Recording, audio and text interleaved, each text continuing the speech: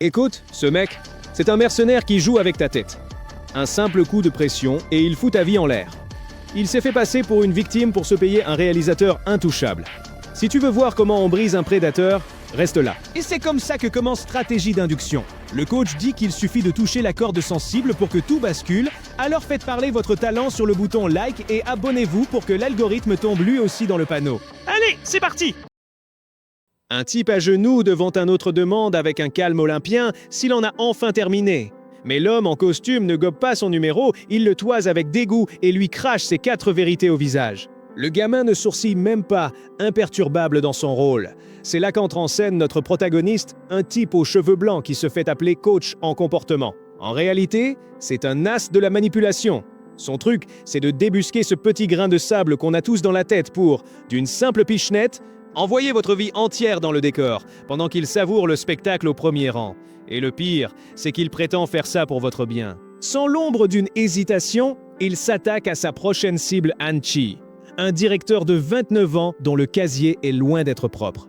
Il s'est fait virer d'une école d'élite à cause d'une sale affaire de harcèlement qui a fait la une de tous les journaux, mais le type continue de pavaner comme s'il était intouchable. Le coach sait pertinemment que derrière ces airs de patron débordé se cache un secret qui ne demande qu'à éclater, et il possède justement les clés de tous ces placards. Pour ferrer un prédateur de cette trempe, impossible de débarquer dans son bureau la fleur au fusil. Avec l'aide de son assistante, il s'offre un relooking complet coupe de cheveux, maquillage et accessoires, tout est bon pour se forger une panoplie de gendre idéal. Il doit avoir l'air assez fragile pour que sa cible morde à l'hameçon, convaincu d'avoir devant elle une proie facile qui ne sait pas se défendre. De retour au bureau, le directeur l'accueille avec un regard à vous glacer le sang et lui ordonne de se mettre à genoux sur le champ. Le jeune homme, totalement investi dans son rôle de victime soumise, s'exécute sans ciller. Il sait que pour remporter la mise, il doit d'abord laisser l'autre croire qu'il tient la laisse. Ce que le directeur ignore, c'est qu'il vient de lancer la partie la plus dangereuse de sa vie et que ce n'est pas lui qui dicte les règles. Le petit blondinet est toujours là, à genoux devant le directeur, dans une posture qui laisse franchement peu de place à l'imagination. Han-Chi tente de garder la face, mais son cœur bat la chamade alors que l'autre le toise d'en bas avec un petit sourire en coin. Il lui demande s'il a apprécié le spectacle, sachant pertinemment qu'il le tient exactement là où il voulait. Le type se fait appeler coach comportemental, mais c'est surtout un mercenaire qu'on loue pour modeler les gens sur mesure. À l'en croire, son boulot, c'est comme l'effet papillon, il touche une corde sensible aujourd'hui, et 2 semaines plus tard, votre vie est totalement chamboulée. Il y a quelques mois, une richissime héritière l'a engagé pour recadrer son fils, qui s'apprêtait à renoncer à sa fortune pour une fille qui ne faisait pas l'affaire. Le blond a accepté le contrat et en un temps record, il a retourné le cerveau du gamin jusqu'à ce qu'il soit convaincu que sa copine n'était qu'une mytho. Le plan a fonctionné à merveille, le gosse est rentré au bercail en rampant et notre coach est reparti avec une carte noire illimitée en guise de pourboire. Le voilà maintenant dans son bureau, lassé par ses éternels drames familiaux. Son assistant, un petit jeune qui ne lâche pas sa tablette une seconde, essaie de lui dénicher de quoi le sortir de son ennui. Et on dirait bien qu'il a trouvé le candidat idéal Han-Chi, un directeur d'une arrogance sans nom, qui est justement en train de clore une réunion en virant tout le monde sans le moindre état d'âme. Han-Chi reste seul à compter les secondes, persuadé que le temps des autres n'est qu'un obstacle à ses propres ambitions. Le dernier type encore présent tente de justifier son travail, mais le directeur le foudroie d'un regard à vous, couper l'envie de respirer. Pour lui, les compétences de ces gens sont une vaste plaisanterie. Il leur balance en pleine figure que si c'est ça, l'élite, autant ramener le reste de la troupe, car ils ne sont même pas foutus de lui préparer un café correct. L'ordre est simple, soit vous montez à bord, soit vous coulez. Avec un type pareil, il n'y a pas de demi-mesure. Pendant ce temps, à l'autre bout de la ville, l'assistant du coach regrette déjà d'avoir cherché des noises à ce monstre. En fixant la photo de Han-Chi, il supplie son patron de tout annuler, convaincu que ce type joue dans une autre catégorie et que le risque est bien trop grand. Le coach, lui, semble aux anges. Il étudie chaque faille de sa cible avec une patience infinie, juste pour s'assurer que lorsqu'il le brisera, il n'en restera plus une seule pièce entière. Avec ce sourire carnassier, il caresse l'image de sa nouvelle proie comme s'il l'avait déjà prise au piège dans ses filets. Pour ce psychopathe de la manipulation, ce n'est pas un simple job, c'est le défi de sa vie. Il veut plonger dans cette guerre et renverser l'échiquier, juste pour le plaisir de voir tout ce beau monde se faire piétiner. « Je ne suis pas un pervers », se répète Han-Chi en boucle, mais ses souvenirs hurlent le contraire. Des mains qui broient des bras, des larmes, et ce silence de plomb qui confirme l'innommable le genre de secret qu'on enterre pendant 10 ans, jusqu'à ce que quelqu'un décide de déterrer le cadavre. Le passé de Han Chi, ce réalisateur prodige, n'est qu'un immense tas d'ordures. Dans son pays, il s'est fait virer de son école après un scandale de harcèlement qui a fait la une de tous les journaux. Et la victime n'était pas n'importe qui, un gamin handicapé, incapable de se défendre. Le soi-disant héritier glamour n'est qu'une petite frappe qui a fui à l'étranger pour refaire sa vie incognito. Une sacrée trouvaille, ce type. Notre protagoniste adore fouiller dans la fange. Il a envoyé son assistant faire le sale boulot, s'introduire chez lui et faire les poubelles. Le pauvre gars a passé une semaine à renifler des détritus sur ordre de son patron, qui sait exactement où frapper pour faire mal. Pour lui, les gens ne sont que des codes-barres, un tressaillement de la lèvre trahit un mensonge, une narine qui frémit révèle une peur panique. Il se moque des potins de bas étage, ce qu'il veut. C'est la clé maîtresse, le traumatisme originel qui fera sauter les verrous psychologiques de n'importe quel prédateur. Pour briser Han Chi, il s'est rendu dans la ville où tout a commencé afin de recréer la scène du crime. Il se tient là, devant cette porte rouge où, 10 ans plus tôt, la terreur était quotidienne. C'est l'un de ces endroits dont l'atmosphère vous oppresse instantanément, hanté par le spectre d'une humiliation jamais cicatrisée. Un garde le surprend en flagrant délit, mais notre homme aux cheveux blancs ne s'y même pas. Il retire ses lunettes, replace une mèche et entre en scène. Quand il se retourne, le garde reste pétrifié, il ne voit pas un inconnu. Il voit le portrait craché du gamin dont Han Chi a bousillé la vie. Il s'est concocté un cosplay du trauma si parfait qu'il porte même une prothèse auditive pour imiter le handicap de la victime. Ce type a le talent d'un acteur oscarisé et l'éthique d'un virus informatique. Une fois qu'il a infiltré votre système, il efface votre existence de l'intérieur. Le garde est persuadé d'avoir Momo en face de lui. Le test est un succès total. À partir d'aujourd'hui, l'albinos est devenu le pire cauchemar de sa cible. Le spectacle continue avec le professeur Su, un homme à qui on ne confierait même pas un chien. Les inspecteurs sont déjà sur son dos, il utilisait ses cours particuliers comme couverture pour abuser de ses élèves. Notre homme l'a tout de suite cerné selon son manuel. Quand ces types sont excités, les tissus de leur nez gonflent imperceptiblement. Le prof est déjà fini, il ne le sait juste pas encore. On ne joue pas avec ce type, car s'il vous a dans le collimateur, il ne s'arrêtera qu'une fois que vous serez 6 pieds sous terre. À l'école, tout le monde essaie de comprendre qui est le nouveau. Il s'avère que c'est le même élève qui a subi ce fameux incident il y a 10 ans, ou du moins, c'est ce que l'entraîneur veut leur faire croire. Il s'est payé un maquillage digne d'Hollywood pour ressembler trait pour trait à Momo, le gamin qui était le souffre-douleur de toute la classe. Quand le type entre dans le bureau, c'est le silence radio, personne n'arrive à croire à une telle métamorphose. Surgissant de nulle part, le professeur Ju débarque en jouant les inquiets, demandant s'il est enfin guéri de l'oreille. L'entraîneur rentre dans son jeu et répond d'une voix douce qu'il dépend toujours de son appareil auditif.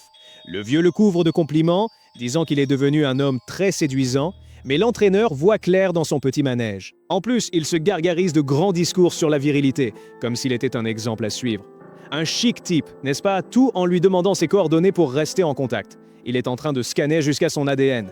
Il suffit de regarder sa tronche une seconde pour capter que ce prof est une ordure, ses micro-expressions ne trompent pas, le type ressent un dégoût profond et a juste envie de se barrer. Il n'éprouve aucun remords pour le passé. Il déteste simplement le gamin d'être encore en vie. Pendant ce temps, la véritable cible de tout ça, Han Chi, vit dans sa petite bulle. Le mec déambule dans son bureau en exhibant ses abdos comme s'il passait un casting, totalement focalisé sur ses affaires et son image dans la presse. Il reçoit alors un message l'informant que la proie est tombée dans le panneau, et l'ambiance devient électrique. Il se sent intouchable, comme un vainqueur qui aurait enterré ses péchés. Mais il a beau se planquer derrière ses millions, ses costumes de luxe et un chat qu'il ignore royalement, l'heure des comptes approche. Han Chi contemple une vieille photo déchirée de son ancienne bande. C'est là que le vrai visage de ce fils à papa transparaît. Le souvenir qu'il voudrait le plus effacer lui revient en pleine figure la pluie, l'obscurité et ce pauvre Momo prostré au sol, suppliant qu'on lui rende son appareil. À l'époque, Han Chi prenait un plaisir sadique à lui arracher la seule chose qui lui permettait d'entendre. Il s'était assuré que le gamin n'ait plus à subir la moindre critique pour le reste de la journée, en le rendant sourd d'un simple coup. Une cruauté à vous retourner l'estomac, mais Han Chi n'a aucune idée du retour de bâton qui l'attend maintenant que l'entraîneur a repris les rênes. Han Chi déambule dans les couloirs comme s'il possédait l'immeuble tout entier et disposait de la vie de chaque personne à l'intérieur. Il ne croit pas aux coïncidences, surtout quand il croise dans l'ascenseur un visage qui fait tilt. L'intrus tente de se fondre dans la masse, mais le directeur a un radar infaillible pour ce genre de détails. Il a capté un éclair de dégoût pur dans son regard, Un mépris si fugace que n'importe qui l'aurait manqué, mais pour lui, c'était une véritable déclaration de guerre. C'est là qu'on réalise que ce type est une vraie ordure. Plus jeune, c'était le genre de sadique qui prenait son pied en brisant ceux qui ne pouvaient pas se défendre. Une fois au bureau, son assistante lui remet la liste de la nouvelle équipe, et c'est là qu'il tombe sur la photo Cheng Ran. Han Chi le remet immédiatement. Ils se connaissent depuis des lustres, et il sait que sa présence ici n'a absolument rien d'un hasard. Les souvenirs remontent l'époque où il l'attachait pour lui bander les yeux et savourer sa terreur. Il lui arrachait son appareil auditif pour le plonger dans le silence et le traitait de menteur, juste pour lui faire comprendre que s'il n'entendait pas les insultes, il pouvait toujours les sentir passer dans ses côtes. C'est le méchant de service, le genre de type qui n'a jamais pris la correction qu'il méritait. Mais regardez-le voir ressurgir ce fantôme du passé ne l'effraie pas, ça le fait marrer.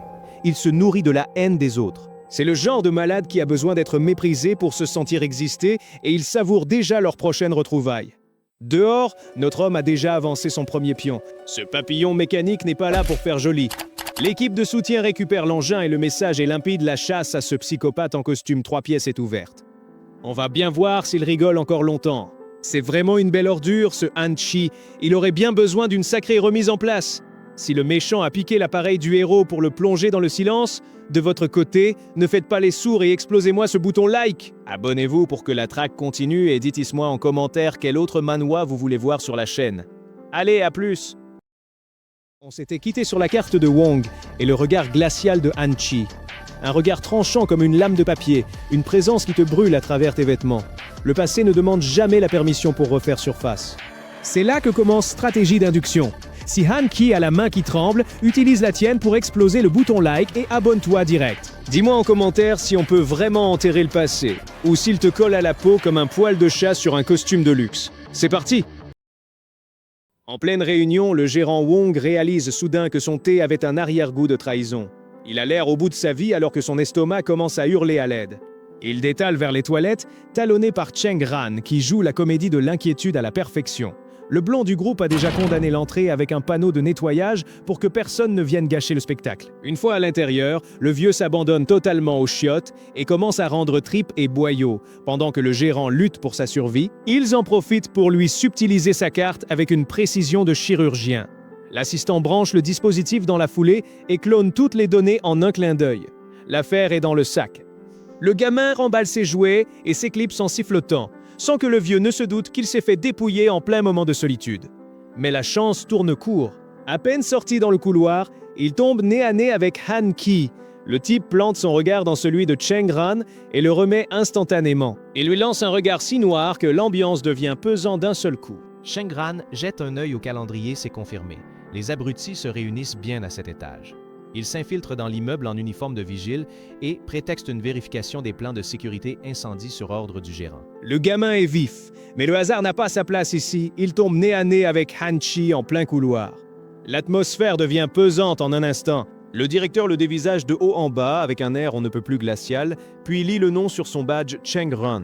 Aucune surprise sur son visage. Il lui serre la main comme s'ils étaient les meilleurs amis du monde, mais la tension est palpable à des kilomètres à la ronde. Han Chi marque son territoire en lançant une pique, affirmant qu'il lui rappelle un vieil ami. Entre ses sourcils froncés et son regard fixe, l'avertissement est limpide. Il le tient exactement là où il le voulait. Un souvenir que Cheng Ran aurait préféré oublier refait surface. Il se revoit dans les chiottes crasseuses du lycée, trempé jusqu'aux os, affalé par terre et complètement brisé. À l'époque, c'est Han Chi qui s'était approché pour lui dire que s'il connaissait son ennemi, il devait apprendre à rendre les coups. Il lui avait proposé son amitié là, au milieu de l'odeur de renfermé et de l'humidité. Ça aurait pu être le geste le plus noble du monde, si Han Chi n'était pas celui-là même qui l'humiliait 2 minutes plus tôt. Mais quand on a la tête sous l'eau, au sens propre comme au figuré, on n'a pas d'autre choix que d'accepter. Il se réveille en sursaut, le souffle court, mais ce qui pèse sur sa poitrine n'est pas un fantôme du passé. C'est juste son chat noir qui a décidé de squatter son territoire. Cheng Ran essaie de le dégager gentiment, mais la bestiole n'en fait qu'à sa tête et lui saute dessus à nouveau l'instant d'après. C'est un comble, le mec est capable d'infiltrer n'importe quel lieu et de manipuler tout le monde perd tous ses moyens face à une boule de poil de 3 kilos qui réclame juste des gratouilles. Au fond, les câlins de ce chat sont la seule chose de vrai qui lui reste. Han Chi s'éloigne au volant de sa voiture, essayant tant bien que mal de garder son sang-froid, mais il manque de faire un arrêt cardiaque quand il repère un poil de chat sur son costume hors de prix. Il le dévisage avec dégoût, avant de se raviser, il va garder la bestiole. Après tout, c'est le chat qui l'a choisi. Le type a les critères de sélection d'un vrai méchant. Si ça a des poils et que ça se tait, c'est digne de confiance. Si c'est humain et que ça respire, il veut le voir 6 pieds sous terre. Pendant ce temps, l'assistant blond surveille la scène de loin au télescope, scrutant la moindre réaction de Han Chi au fur et à mesure que les souvenirs remontent. Cheng Ran traverse l'entreprise sous son déguisement d'employé lambda, mais s'arrête net frappé par un détail qui lui avait échappé. Il regarde sa main et réalise un truc crucial quand ils se sont salués. Les mains de ce type étaient moites et glacées. En fait, la grande brute du lycée était encore plus terrifiée que le gamin qu'il persécutait à l'époque. Sa façade d'homme fort tombe en lambeaux, et l'infiltré a déjà senti l'odeur de la peur. L'assistant lui dicte la marche à suivre pour leur rencontre, lui donnant ses ordres. Le compte à rebours est lancé alors qu'ils se croisent dans le couloir sans même un regard, attendant le moment précis où l'appel tombera pour le forcer à réagir. Han Chi accepte le rendez-vous en essayant de prendre un ton autoritaire, alors qu'en réalité, il est à 2 doigts de la crise de nerfs. Le blond finit par piquer une crise parce que son plan machiavélique ne s'est pas déroulé comme prévu, mais Cheng Ran s'en moque, il sait désormais exactement où frapper. Identifier son ennemi, c'est la clé pour ne pas rater sa cible. Enfin, c'est ce que le gamin se répétait à chaque fois qu'on le laissait en sang sur le carreau. Sa logique a toujours été d'une simplicité enfantine si tu lui fais du mal. Tu es son ennemi. Point barre. Dans ses souvenirs, Han Chi a toujours été une brute épaisse. Il passait son temps sur le terrain de basket à passer ses nerfs sur tout ce qui bouge, et cet après-midi-là, il avait balancé le ballon en plein dans la poire du petit. Au lieu de s'excuser, il s'était approché avec une telle arrogance qu'on aurait eu envie de lui écraser les pieds juste pour le voir grimacer.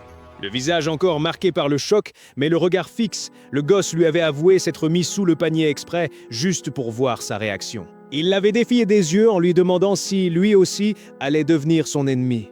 Regardez-le. Déjà tout petit, il maniait la culpabilité comme un pro, un manipulateur capable d'en reconnaître un autre. Mais aujourd'hui, des années plus tard, monsieur le directeur essaie de jouer les gens normaux et s'est même trouvé un animal de compagnie. Il a mis le chat au piquet, comme si la pauvre bête était responsable de tous ses traumatismes. Son secrétaire, le seul qui arrive encore à maintenir le navire à flot, lui suggère de lui donner un nom pour que l'animal finisse par lui obéir. Ils hésitent entre Sheriff Black ou Coup de poing, pendant que Han Chi joue les indifférents. Il prétend que ça n'a aucune importance, car la bestiole finira bien par s'en aller tôt ou tard. Ce type a un cœur de pierre et une peur bleue de perdre le peu de choses qu'il contrôle encore. Mais pas le temps de s'occuper du chat quand il faut se préparer pour l'entrevue avec le mystérieux Monsieur Cheng. L'assistant entre pour annoncer que tout est prêt au club, et Han Chi fait semblant de lire, tentant de garder sa pose d'homme d'affaires irréprochable, même si on sent son stress à des kilomètres. Le rendez-vous a lieu au Green Inn, un complexe de luxe niché au milieu de nulle part, là où le réseau mobile disparaît totalement. C'est le cadre idéal pour une exécution en bonne et due forme. Cheng Ran avance avec un calme olympien. Sans radio ni téléphone, il est totalement livré à lui-même. Une femme en kimono le guide à travers des couloirs silencieux jusqu'à une double porte digne d'un boss final. À l'intérieur, le directeur l'attend, raide comme la justice et l'air patibulaire. La tension est palpable. Il sait que chaque minute de retard a sapé les nerfs de sa cible. Il lui a offert 2 heures de silence absolu pour que le type ait tout le loisir de rédiger son testament mentalement. Le gars entre enfin en s'excusant pour ses 2 heures de retard avec une tête d'innocent qui ne trompe personne. Maintenant que la peur a fait tout le sale boulot, il salue poliment comme si de rien n'était. Le duel vient de commencer. Han Chi et son assistant examinent des clichés datant d'une dizaine d'années. C'est une vieille photo, mais les postures en disent long sur leur dynamique. Le patron, le prétendu agresseur, dégage une tension presque palpable, tandis que le gamin à genoux a l'air plus détendu que s'il était en vacances. L'assistant n'y comprend rien à en juger par l'image. On dirait que c'est la victime qui force l'autre à le maltraiter. Han Chi adore cette idée, c'est exactement le levier qu'il lui fallait pour son prochain coup. Il sait que pour que son plan fonctionne, il doit pousser l'autre à reprendre son ancien rôle. Plus tard, dans un club privé qui fleure bon le fric et l'absence de scrupules, Han Chi se pointe avec 2 heures de retard. Pourtant, Cheng Ran l'accueille avec une patience désarmante. Pas un reproche, pas un regard de travers, il l'invite à s'asseoir comme s'ils étaient les meilleurs amis du monde. Le patron arpente la pièce, analysant chaque recoin, tandis que l'autre se montre d'une prévenance excessive, du genre à vous servir le thé avec un sourire mielleux, tout en réfléchissant à l'endroit où planquer votre corps. Han Chi a répété cette rencontre 1000 fois et ça se voit. Il s'installe face à face dans une atmosphère feutrée mais électrique. Han Chi tente de rester de marbre, mais l'autre lit en lui comme dans un livre ouvert. Lèvres pincées, sourcils froncés et les phalanges blanchies à force de serrer sa tasse. Il est furieux, c'est évident. Mais derrière cette rage perce une pointe de vulnérabilité. On dirait une vraie victime qui refoule un torrent de griefs. Han-Chi a déjà tout calculé et lui balance de ne pas jouer au plus fin, car il sait bien qu'on ne tend pas la main à un type qui avance avec de telles intentions. Pour comprendre ce fiasco, il faut remonter aux années lycée, dans les souvenirs de Han-Chi. Il le maintenait au sol sur le terrain de basket, lui demandant pour qui il se prenait à le regarder de haut. Il ne supportait pas que ce gamin contemple le monde avec une telle indifférence. Il le traitait de taré parce qu'il ne se défendait jamais, peu importe les intimidations. Mais le gamin lui a posé la seule question capable de le déstabiliser, il lui a demandé pourquoi il passait son temps à l'observer. L'agresseur est resté muet comme une carpe alors que sa proie le fixait, attendant une réponse. La tension s'est déplacée jusqu'au vestiaire, où l'air est devenu lourd. Han-Chi ne savait plus quoi faire de ce type qui semblait dépourvu de tout instinct de survie. Le gamin le regardait avec un calme exaspérant, lui demandant s'il attendait qu'il résiste enfin pour daigner l'aider. Le patron s'est retrouvé dépassé par quelqu'un qui n'avait aucune peur de sa violence. Il sentait que ses attaques glissaient sur lui, pire, qu'elles l'amusaient presque. Il était tombé sur le harceleur le plus inefficace du marché, le seul qui frappe avec tellement de culpabilité qu'on finit par avoir de la peine pour ses points. Et c'est là, tandis que Han-Chi réalisait l'inutilité de ses coups, que le contrôle de la situation a changé de camp. Quelle fin de malade! Le mec s'est tapé le bully le plus naze de toute l'histoire. Si ses phalanges lui font plus mal à cause de ses remords que des coups qu'il donne, n'ayez aucun scrupule à défoncer ce bouton like. Abonnez-vous pour ne pas vous faire retourner comme une crêpe et dites-moi en commentaire quel manhwa vous voulez que je raconte la prochaine fois. Allez, à plus!